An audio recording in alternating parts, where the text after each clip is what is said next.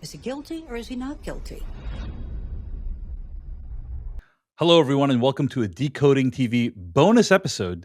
Today, we'll be discussing Michael Jackson, The Verdict, a new documentary on Netflix. And joining me, David Chen, for this conversation, we are so pleased to have a couple special guests today. Christie Boschman entertains and enlightens millions of viewers each week as at that documentary girl on TikTok, Instagram, and other social channels where she talks about documentaries that are out in the world. Christie, welcome back to the podcast. Thank you. I'm so happy to be back here. So happy to have you. Joining us also, Alex Biron is a comedian and co-host of Christie on the podcast Bonus Features. Get it wherever you get your podcast. Alex, welcome to Decoding TV. Thank you so much, Dave. Love the film cast and really happy to be here. And Decoding TV. And Decoding TV. Do you hate it when people... That was the first podcast I ever listened to back in the day. So that's so nice. It's been cool being your social media friend for sure. Absolutely. Well, The Verdict is a 3-part docuseries by director Nick Green. And according to the plot summary, told by key players who were inside the courtroom, this comprehensive documentary dissects the trial of Michael Jackson and his complex legacy, end quote. I don't know if you guys are aware, Michael Jackson, a little bit in the news. He's recently had a biopic based off of his life or parts of it that made, I think, around $900 million. And people are rediscovering their love of and fandom for Michael Jackson. So on the steps of that comes this documentary, Michael Jackson, The Verdict, which complicates the picture a little bit. Let's start by talking about our overall thoughts on this documentary. What did you think of Michael Jackson, The Verdict? Christie Boschman, let's start with you. I was really looking forward to this documentary because, as we know, the biopic doesn't touch on any of the allegations for reasons we'll get into. But to be honest, I was a little underwhelmed. And I think it's because this case is so complex. There are so many different elements. And not just the 2005 trial, but there are so many other avenues and things to go down. And it's such a touchy subject. It's like walking on eggshells constantly if anybody wants to discuss this. So I think they had to be really careful about the things that they said. And I think they had to be selective about the things that they talked about. But that being said, overall, I thought it was like a decently done docuseries. Alex Biron, what do you think of Michael Jackson, The Verdict overall? Well, I had really excited expectations for sure. And I have a lot of thoughts, but I feel like this is one of those docuseries that actually would have benefited from being a 8-10 part, right, hugely immersive. I mean, we see a lot of docuseries that are a little over long these days. I mean, that's like after the Netflix docuseries thing became popular, there's been a lot of projects that definitely could have been a short film, a short documentary, and they're 4 or 5 parts. This one, unfortunately, was quite brisk. It was kind of the greatest hits of the defense and the prosecution. And I would have liked it to be more fleshed out. And I think that, honestly, on both sides, there was a little bit of incompleteness or selective information that unfortunately left me a little disappointed. Yeah. Interesting. Well, I will just say, as somebody who has been observing the Michael Jackson fandom reactivate after all this time, right? It's kind of been dormant a little bit, I would say, and reactivated now that this movie is out and people strenuously kind of arguing on his behalf and so on. That I'm very grateful for this documentary because it complexifies the picture a great deal about Michael Jackson. Now, we should say that the Antoine Fuqua movie, Michael, I believe ends before a lot of the most controversial elements of his life occurred, right? Like in terms of the timeline. And so into that, shall we say, opening, into that gap steps this documentary to fill in some of that picture of what happened to the rest of Michael Jackson's life. I would agree with you that this does not even come close to being an expansive look at Michael Jackson's career or his place in popular culture or anything like that. It's just it has a very narrow scope, which is, and it's called The Verdict. So it's really about like, what was it like to be, to get to that verdict? What are some of the things that led to that verdict? And in that regard, I think it's very, very effective. And I appreciate that, like, we have this to kind of balance out what is, from what I can tell, a much more sanitized version of Michael Jackson's life that is otherwise also in the popular culture. One of the things I appreciated about Michael Jackson, The Verdict, is that they actually did something kind of unconventional, which is they had representatives from both sides of the trial, right? Very often it's like heavily weighted towards one side. I find you're like on the prosecutor side or whatever, or you're on the defensive side. But this actually had representatives from both. It didn't have any witnesses, like any people that were actually the alleged victims of Michael Jackson in this case. But it did have both sides. Christie, you watch a lot of documentaries, and you talk about them at That Documentary Girl on social media. Like, what did you think of this documentary's approach when it came to showing both sides, or how it represented the trial? I always appreciate when a documentary shows both sides. And I think it was smart on their part, because if this was a one-sided documentary, it would have just proved everybody right who was like, it's a hit piece, And I don't think it was a hit piece at all. I think it was very truthful in the things that it was presenting. I do get the sense, though, that they did that because of that reason, if that makes sense. Like, it wasn't, oh, let's show both sides so that the audience can come to their own conclusion. You can tell how the filmmakers feel about the situation, and I think they did it to kind of cover their asses a little bit, because there has been so much pushback about this documentary, if that makes sense. Well, let's talk about that, Christy. So, like, you get exposed to a lot of people's feedback about the documentaries that you talk about. And so, like, tell us about what the tone is out there. Tell us about what it is people are saying out there right now. Like, there's people listening to this podcast, they're not on the front lines like you, talking about like culture like this. So what are people saying? What is the predominant sentiment that you're seeing right now? Well, I did a poll on my channel, and it was like, how do people feel about this? Do they think that Michael Jackson was guilty of these things? And it was 50-50. And I think what is happening is that the 50% who believe that he's innocent are passionately believing that he's innocent, and they are willing to fight tooth and nail to defend him. And the people who believe he's guilty, they don't care. They're like, he's dead, let it go. And so you have this huge unbalance of people's opinions about this case. And it's, I think, because the side that believe he's innocent are so loud that people believe that everybody thinks he's innocent. And that's just simply untrue. I've had so many people message me being like, this is how I feel about it. And I'm so glad that you're speaking up and like defending survivors. And, I'm just afraid to talk about it. I think people are genuinely afraid to say that they believe he was guilty of these things. I was afraid to say that. I didn't want to cover Leaving Neverland for years. For years, I wasn't going to talk about it. I didn't want to talk about this case at all because they're vicious. It is truly, truly a vicious. They will send you death threats.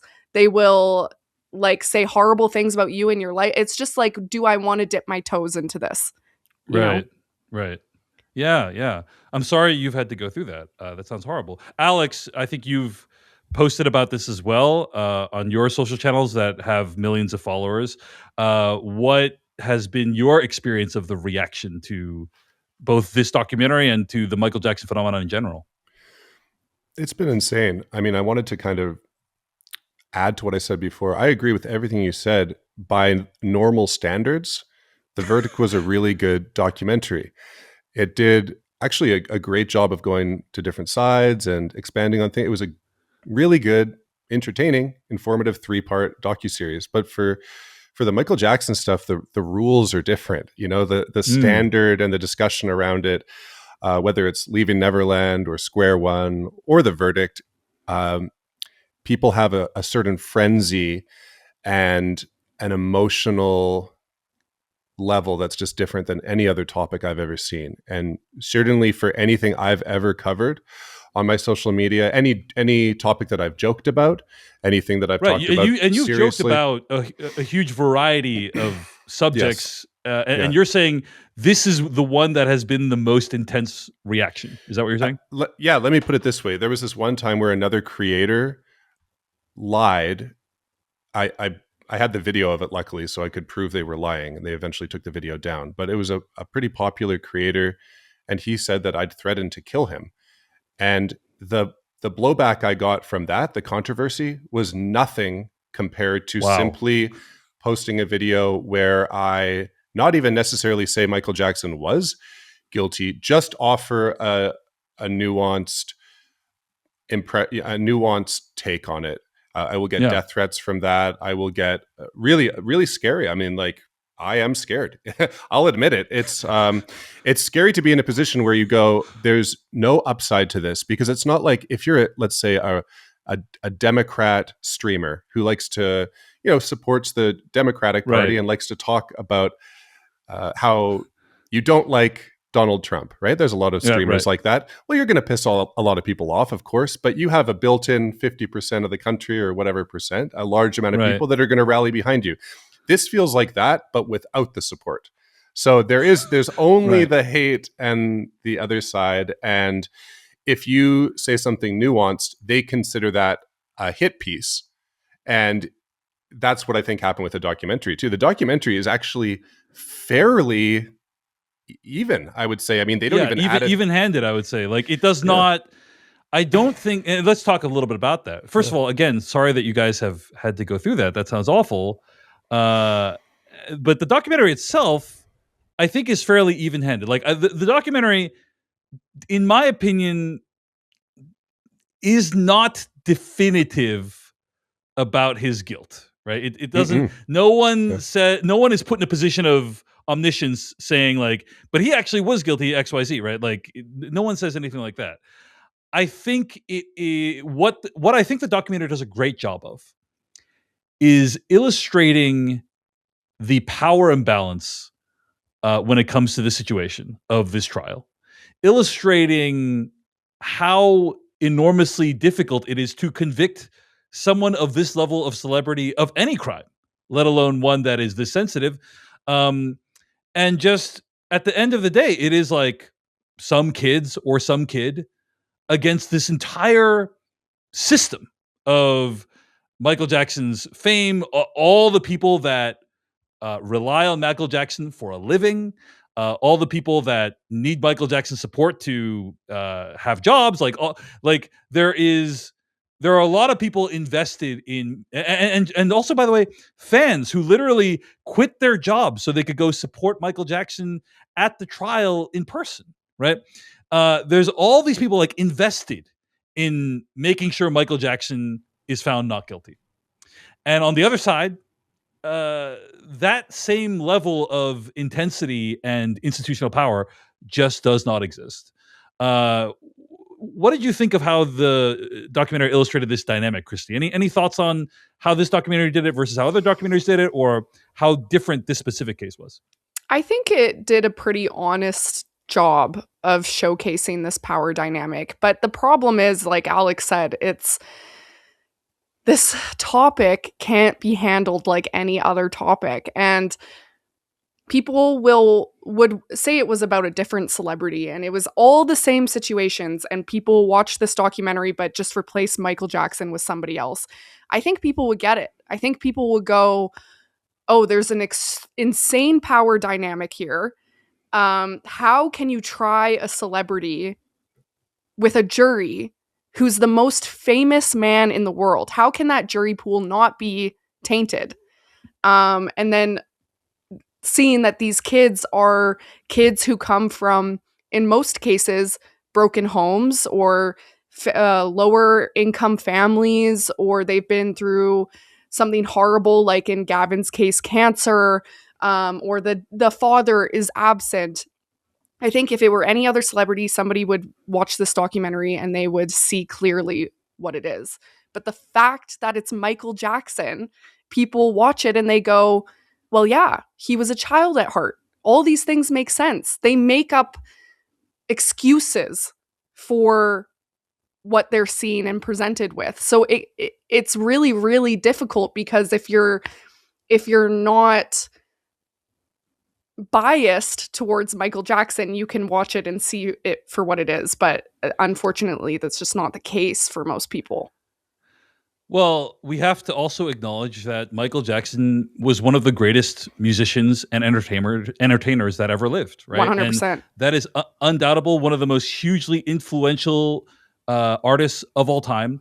There is a very upsetting scene that happens in the documentary where they show the I think they show the Martin Bashir documentary about Michael Jackson, which is very damning.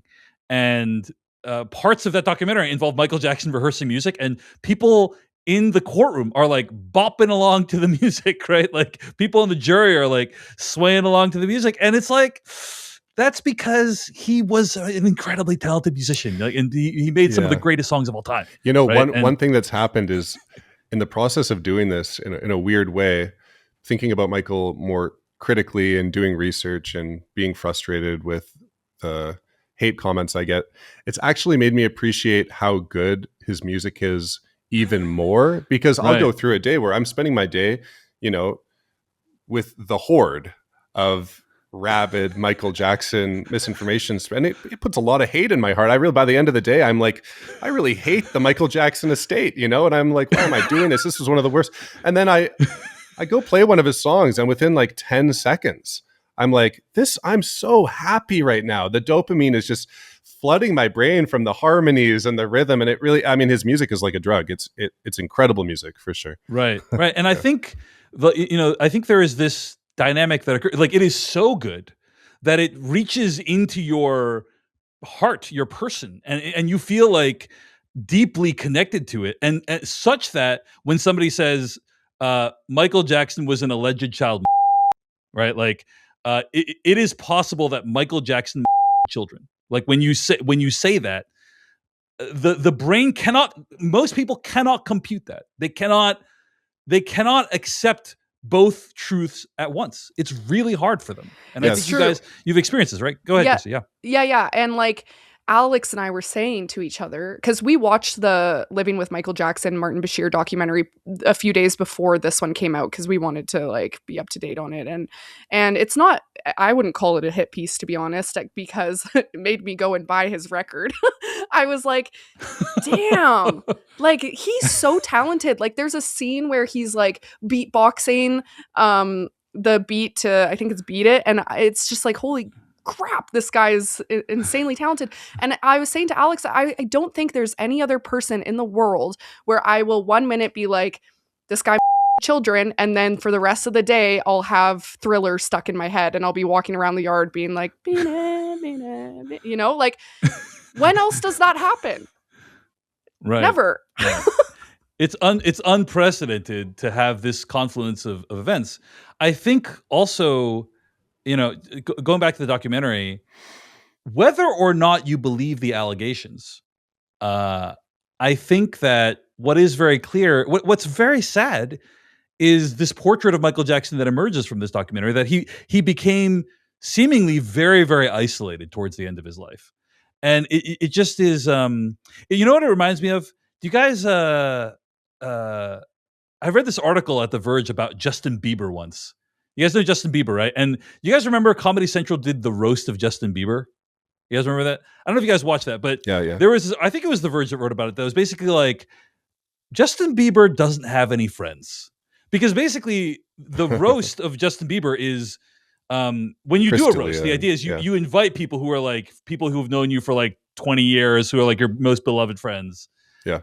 And it's like Justin Bieber had none of those people at his roast. It was like all like celebrities or people that like Justin Bieber liked, but they weren't like his actual friends. And it's like, where are Justin Bieber's friends? And I think there is something about being like a mega star that is really isolating, because in general, most of the people you interact with want something from you, right? They're trying to extract something from you. And then so your world becomes the world and the number of people you trust becomes very small. That was one thing that really did give me some sympathy coming out, and you get glimpses of it in the Michael movie as well too. From what I understand, is like he becomes very isolated over time, and that was genuinely sad to me. Alex, I am curious, like if you got any sense of what Michael Jackson was like at this era of his life. Like, did you get any of what I was talking about? Did that come across to you, or am I just reaching for stuff? Well, like I said, his music and his aura has an effect on me for sure. I try to be careful because a lot of that stuff, it's sad and it is a unique view. The idea that perhaps it could have been manipulative. I mean, there's that day where he kind of has a depressive episode, right? And it happens to be the day that the child is going on the stand. So he pulls up in his pajamas and he's very sad. And it was quite effective in kind of pulling the focus away from the cross-examination and further destabilizing the confidence of the witness. So, there's a lot of open questions tricky. About whether Michael Jackson used even the image of himself as like a frail, lonely star to like manipulate the media for his own ends. That's a question that's raised by the documentary. So, it's a great point. Yeah. It's interesting because I've listened to other podcasts with people that are more. There's this guy named Charles Thompson, and he's a journalist that he was very active during the trial, like that period of time as a journalist. And he noticed that the media was lying a lot and being very one-sided towards Wacko Jacko. Right. And that's kind of it was biased against Michael Jackson. And that's certainly true that there was a time when the media certainly seemed to want Michael Jackson to be guilty and was not super concerned with the facts. They were concerned with articles and headlines, and the pendulum had kind of swung pretty hard in that direction. And that was his entry, Charles Thompson, who's in the Square One documentary, into the arena. So he came from it where it's like, okay, I'm going to push back against that, and I'm going to show the other side a bit, which makes sense. So people like that do podcasts, I listen to a lot of them, and what I always find is, no matter what side, if people are having an honest conversation about Michael Jackson or about one of these documentaries, they always say two things, whether it's like you, Christie, and I, or Charles Thompson and a guest on his podcast. They, at some point in the documentary, they always do 10 minutes of talking about how amazing his music is. And they all just go like, oh, and this song's great. And this moment is great. Like, it could be either side has that moment. And also both sides have a moment where they have to just mention, I think, because it's such like a visceral, like everyone agrees on this. They go like, it was really bad that he continued sleeping with boys after settling for 20 million. Like, they even the people that are his supporters, they have to add like quickly, they'll get out of it quickly and start doing the doubt casting and the spin and the there was a history of scamming with but they have to go, well, I can excuse sleeping with boys before the Jordan Chandler trial, but after that, there is no excuse for it at all. So it's just like there's these points of agreement. The music was great, and that decision was catastrophic. Well, I mean, I think you bring up a great point, which is like even the facts that are confirmed facts that like everyone knows that Michael Jackson himself admits are really troubling, right? Like even let's say he wasn't actually guilty of the crimes. Even the stuff that is already out there that is true, that everyone agrees on, him sleeping with children in his bed, right? Like, that is not behavior I think we would accept of a celebrity today, right? And it is strange that there was a time when this guy was so famous that people thought it was okay. The other thing I wanted to comment on, just mention, and then Christie, I'm curious your thoughts on this, right? Is it felt like everything went wrong for this prosecution in this trial, right? Martin Bashir, you think, oh, he's going to be a great witness. Nope, doesn't do well. They had one witness basically turn hostile on them on the stand, Michael Jackson's ex-wife, I believe. And then Macaulay Culkin comes in testifying on Michael Jackson's behalf. And so it really feels like this is a case that, oh, wow, the facts seem really aligned with the prosecution, and then it just completely self-destructs on the witness stand over the course of the trial. Christie, just curious, like, what your thoughts were about the trial itself and how it unfolded. Well, I think a lot of people look at this trial and they go, it's proven innocent. He's innocent, which is not the case. It's a criminal trial, so the way that criminal trials work is they have to be beyond a reasonable doubt. So if the jury is like, there's doubts here, they have to convict him not guilty. And so, I mean, you guys know how I feel about this, and I watched this trial play out, and the defense is so good. I go, even though I believe that there's a 90% chance that Michael's guilty of this, I would have had to find him not guilty because the defense Wow. was so good. They put reasonable doubt all over this case. You can't deny it. They were good. He was really, really, really good at his job. And I mean, we see that a lot in cases with high profile celebrities. They can hire the best lawyers and they know what to say to do that. That's how the defense works. And it's such a shame. It's because Yeah. I think the prosecution really blew it. Yeah, they overreached, right? They went for conspiracy. Yeah, they went for which conspiracy as well. Apparently, is that like was a guaranteed flop, and they didn't use Vincent Ammon's nudist magazine evidence, which he submitted because he was a co-conspirator. So it was a conflict of interest. It was really a clinic by the defense and just a historical fail by the prosecutors. Yeah. They essentially made the victims' families out to be money grubbing opportunists. Really, is what the defense did, and that resonated with a lot of people. Alex, I know one of the things that you and I both really got inflamed by was the depiction of the jurors in this case. They actually got the jurors, Yeah. right? Interviewed the jurors. One of them has a significant role in this documentary. And I don't think she comes off very well. Alex, what do you think? It wouldn't be a Netflix court documentary if you didn't scream at a juror at one point in it, right? But I think she's going to get a lot of support. Unlike the P. Diddy one, I'm sure she just earned a lot of gift baskets from.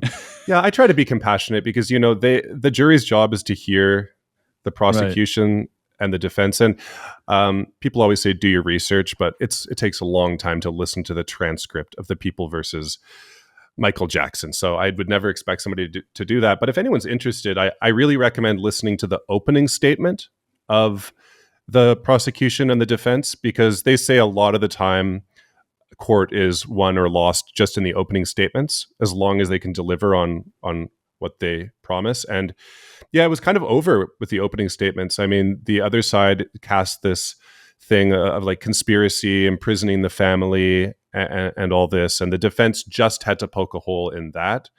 And this has been a big deal for the Michael is innocent crowd, as they go, the parents are highly dubious. The dad of Jordan Chandler was corrupt. The mother of Gavin had issues. And there's also a narrative where you could just say Michael targeted families that, had absent parents with misguided motives, and it was easier to manipulate them. But of course, in the People versus Michael Jackson, the prosecution didn't do that. They needed the jury to trust the family, the whole family, in order for their argument to work. And that was basically their downfall, I would say, amongst other bad luck that you alluded to. Yeah. So yeah, at the end of the day, I feel like this documentary really does provide some credibility to the allegations against him. And also, by the way, as we all know, this trial was only a small subset of the number of allegations against Michael Jackson, right? Like this was not the totality of all the things that he had been accused of. And I do just think it's good to have that context. I'm curious, Christie, are there any other moments from the documentary that stuck out to you or that you think are worth highlighting? Especially as somebody who watched a lot of these, like anything that was notable about this one? I think it's really important to highlight this really disappointing part in the documentary where they showcase a clip from Living with Michael Jackson, and it's Gavin sitting next to Michael, and he says, Michael said, "If you love me, you'll sleep in the bed." And unfortunately, that clip is taken out of context. And at the second Alex and I saw it, we were like, oh no. And then the the documentary, after its release, immediately it was posted all over the internet. In that original clip, he says, "If you love me, you'll sleep in my bed and I'll go sleep somewhere else." And I think that because the documentary took that out of context, it allows people to cast doubt on everything else that's in the documentary. And it's such a shame. You have to be so careful with the things that you're saying in this case, because anything can be used against you or discredit you. And it's really unfortunate that happened. It is a bizarre decision by the director, I think, to I have to believe the director has not experienced what you two have experienced in terms of Michael Jackson fans, but I have to believe they have some knowledge that their work here is going to be scrutinized. And they chose to clip it in such a way that it was maximally sensationalist, as opposed to something that represented the full context. And I think horrible decision. It's unfortunate because it will give ammunition to the people that are obviously Michael Jackson supporters and believe in his innocence. Yes, because they go, if you're willing to take this out of context and lie about this, what else in this documentary have you taken out of context? So Absolutely. So terrible decision, baffling decision. Yeah. And I hope that a lesson is being learned from the reaction to the decision. Well, Alex, any thoughts? Any other thoughts on Michael Jackson, The Verdict? Any moments or any themes from the movie you want to highlight? Well, I totally agree with Christie, and this is going back to Leaving Neverland. I thought that was such a compelling documentary, and I definitely lean towards believing those victims for sure. But we're seeing the same thing that happened with that documentary, where if it was any other story, getting a couple little things wrong or clipping something to just help your side a bit in the overall story. Like that one, for instance, I mean, Michael contradicts himself later in that same documentary, Living with Michael Jackson, and says, I slept with all of them. So you could easily make the argument like, well, we just cut it down because he kind of said that himself later. But the standard for what you have to do when it's Michael Jackson is so different. In Leaving Neverland, there was that entire documentary of brutal eyewitness accounts from two victims. And they have discounted that documentary and basically blasted it off the internet for US audiences because James Safechuck got one detail wrong with a train. And it turns out there was a train there before the permit anyway. And Wade Robson wanted to do the choreography in a Michael Jackson show, which actually is consistent with the kind of like conflicting things survivors do. And for any other documentary, that would have been okay. But I do wish that Dan Reed had like hardcore fact checkers come in, check all the dates, really been like, okay, what are they going to cast doubt on? And let's make sure we address that. Like, talk about why you don't hide it. Talk about why you did the choreography, why you still wanted success, why you were conflicted. And yeah, I just wish they hadn't done that clip in The Verdict as well. And it's really, I've never seen anything like that where the rules are so specific to Michael Jackson. It's been interesting and kind of scary to see. Yeah. When you say the rules, Alex, can you just clarify what you mean by that? Yeah, I mean, for a normal documentary, if you clip something to help, let's even just say the entertainment value, right, or the brevity of the edit of the documentary, or if in an interview someone gets a detail slightly wrong, but it still makes sense for a child who was to maybe have one warped memory, normally that wouldn't taint the entire documentary and give people ammunition to say, I don't even need to watch it. I've seen enough. Right. But with Michael Jackson, it is like that. And I don't know if it's even possible for these documentaries to be perfect enough that people would go, well, check it out. But, I wish they did a better job. But of course, it's easy for me to say that as a viewer, not as somebody who I'm going to put this out there too. Yeah. And I kind of want to hear if you guys have any reaction to this. First of all, one thing that I think is a little odd is that they don't mention that Wade Robson participated in this whole Leaving Neverland documentary after the fact. Like, that's strange. That is a strange omission from Michael Jackson, The Verdict.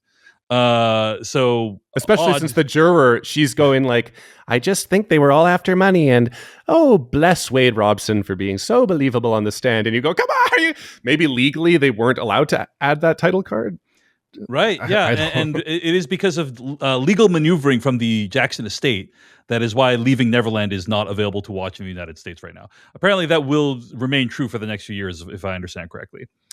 Okay, but let me put this out there. As you both are talking about it, you're stirring up these ideas in my head, and it feels to me like we are at a time right now that we're living in that is we are living in a time of historic mistrust of the media and also historic stan culture, identification with celebrities.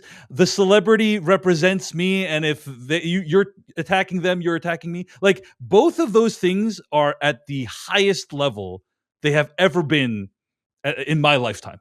And max trust in influencers. Like, if there's a newspaper article, they're obviously lying because the media lies, but a person holding their phone, like with a hair straightener, talking about the Michael Jackson lies, of course they would never lie or be biased. Right. They're believable. Right. So the information environment is at the worst it's ever been, right? And so it feels like the reaction you're seeing from Michael Jackson's fan is the logical conclusion to all that, right? It's like, or the reaction, I should say, of Michael Jackson fans to stuff that is critical of Michael Jackson. It's just the logical reaction of all that. Like, reject the hard-hitting documentary about Michael Jackson's alleged crimes, accept the story that Michael Jackson was perfect, because that way I can feel good about my fandom of Michael Jackson. Like, there's, as you've said, there's a lot of upside for me rejecting the truth and a lot of downside to accepting it. Christie, what do you think? Yes, I agree with you, and I could see how that could be. But at the same time, we're also in this weird point in history where, like, the Epstein files are happening and all these celebrities are being exposed for hanging out with Epstein, and a massive distrust in billionaires, and everybody who, like, someone's name can just be mentioned in the Epstein files and people will be like, pedophile, I want nothing to do with you. But again, the rules are different for Michael Jackson. He was a billionaire. He did have immense power in the music industry. He could do whatever he wanted, and he is in the Epstein files. So, but people still go, it's just like the rules are different. They're different for him. And I don't quite know why. I wish I did. Yeah. Well, I mean, I think we've talked about some of the reasons. Number one, he's enormously talented, and people love his music, and like, that's good enough, I think, for a lot of people. Yeah, Alex, go ahead, Chris. Yeah, like I think we have to ask ourselves: would this same kind of reaction happen if, for whatever reason, tomorrow the same kind of allegations came out for Taylor Swift, who is like right now one of the biggest musical artists of our time? And I don't know how people would react. Alex, one of the things that, when we were texting about putting this episode together, you had said, like, oh wow, it was it's much easier to criticize celebrities these days, right? Like, as opposed to back then. And I wonder, like, can you expand on that? Like, how do you feel our ability to criticize celebrities has changed over time? Yeah, you were saying that in the 90s that was a unique time, and that's how we started talking about that, right? So I said that it's, I think that's right. Yeah, I guess I kind of contradicted myself, didn't I? Because with Michael, with Michael, you can't. Oh, I think, okay, right. This is what I meant. It's that if I do think that Michael Jackson hitting the scene as a kid and then Off the Wall 1979, all his success through the 80s, and then the fact that he went through his civil trial in the 90s, and then everything, like, that was his period where he was alive and where he was fighting for his innocence, right? And I do believe that during that time, like the late 80s into the 90s, celebrity worship was at a peak. And I think that if Michael Jackson, if you took the whole story, but he was going through it now, like, this is when it happened, that he would be criticized more, and there would be more room for nuance and believing the victims. But I think that he was grandfathered in.